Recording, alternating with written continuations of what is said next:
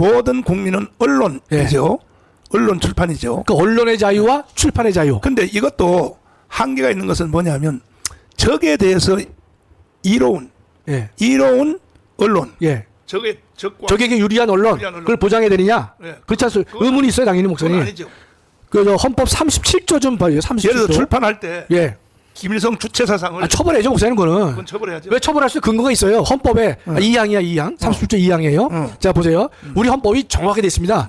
국민의 모든 자유와 권리는. 그러니까 저희는 이제 자유와 권리를 했으니까 조금 전에 말씀하신 목사님 언론의 자유, 출판의 자유, 집회의 자유, 그다음에 결사의 자유도 국가안전보장, 질서 유지 또는 공공복리를 위하여 필요한 경우에 하나여 법률로 제한할 수 있다 됐잖아요, 목사님. 따라서 우리 지난번에 시청 앞에서 그저 사드 배치 반대하고 국가보안법 폐지하라는 집회 시위했지 않습니까? 네. 그 시위를 처벌할 수 있는 근거 중에 뭐냐? 그와 같은 집회 시위는요, 뭐에 반합니까, 목사님? 첫째, 국가안전보장에 반하잖아요. 그렇지. 질서 유지에 반한다는 말이죠. 그런 경우에는 법률로 제한이 가능해요, 목사님. 그런데 그동안에 법률로 제한을 안 하고 있단 말이죠. 그렇기 때문에 예컨대 언론의 자유가 보장되고 집회의 자유가 보장되고 출판의 자유가 보장된다 하더라도 대한민국 국가 안보에 어긋나는 언론의 자유, 국가 안보를 해치는 출판물 발행, 이건 다 처벌이 가능합니다, 목사님. 자, 그럼 아까 첫 번째 거 다시 한번 보여주시면 출판. 언론 출판. 언론 출판. 예. 언론 출판에 대해서 북한을 찬양 고무 동조하는 언론들은 예. 이건 처벌해야죠. 그 법률로 처벌할 수도 돼 있잖아요, 목사님. 네. 그게 이제 국가보안법의 목사님. 국가보안법이죠. 예. 근데 지금 우리나라는 세상에 뭐 북한을 찬양 고무 동조하는 출판이 얼마나 많아요, 도대체가. 그러니까 저 지금 저 전두환 대통령 회고록을 출간을 못 하겠어요. 문재인은. 기가 예? 막혀. 그러나 박정희 대통령 때에는 정말 대한민국의 안보를 해치는 그러한 저 이 좌파 학자들이 낸 책들을 박 대통령 때는 허락이 됐었습니다. 그랬는데 문재인 때는 전두환 회고록을 못 내겠다니까요. 누가 더 민주주의입니까, 도대체? 기가 막히네. 참 정말. 이야. 그다음에 자유와 집회 있죠. 자유 집회 시위. 그러니까 저기 보면 언론 출판의 자유와 끊죠, 목사님 이렇게 자유와, 끊고 예. 집회 결사의 자유를 가진다.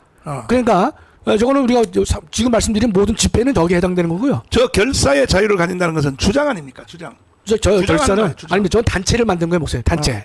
단체. 대국방 어떤 조직을 만든 조직을 만든 거죠. 지금 목사님 의협을 저 국가가 해산할 수 있다고 얘기를 하고 있잖아요. 왜냐면 의협이 계속해서 국민의 보건과 이 거기에 결정적인 해악을 줄 때는 그 결사의 자유를 제한할 수 있도록 법이 규정을 하고 있어요, 목사님. 저건 가장 대표적인 의협은 아닌데 저거는 뭔가 하면 각종의 정당도 마찬가지입니다, 목사님. 지난번에 그 통진당 해산하는 것도 일종의 결사를 갖다가 제한하는 것이거든요. 그다음에 2번. 이항이요. 2항. 저거는 이제 언론 출판에 대한 허가나 검열과 집회 결세에 대한 허가는 인정되지 않는다. 요게 뭔가 하면 목사님 이런 거예요. 이제 언론 출판은 다 하지 마시고 언론만 하시면 내가 어떤 표현을 하려고 그래요. 허가나 검열하지 말라는 거예요, 목사님. 근데 왜 광화문을 왜 검열해요?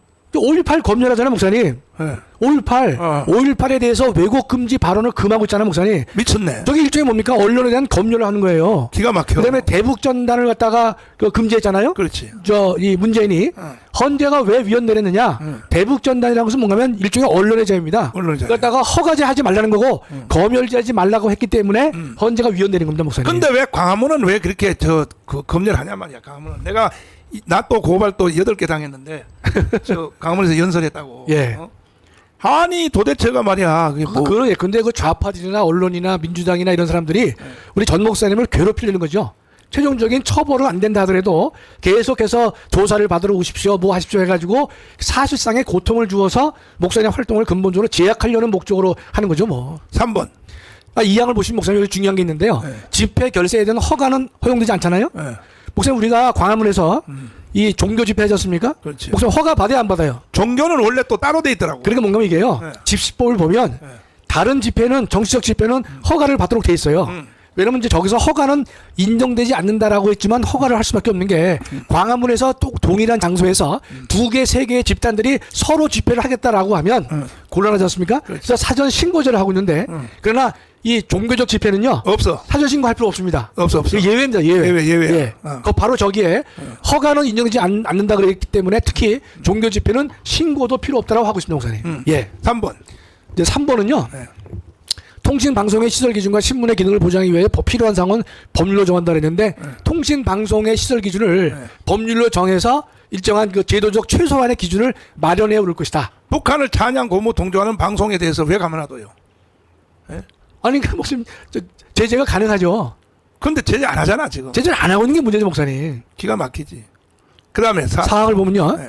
예, 언론 출판은 타인의 명예나 권리 또는 공중도덕이나 사회윤리를 침해해서는 안 된다. 네. 그러니까 언론과 출판의 자유를 헌법이 보장한다 하더라도 어디까지 허용되느냐. 네. 타인의 명예를 해하지 말라는 것이에요.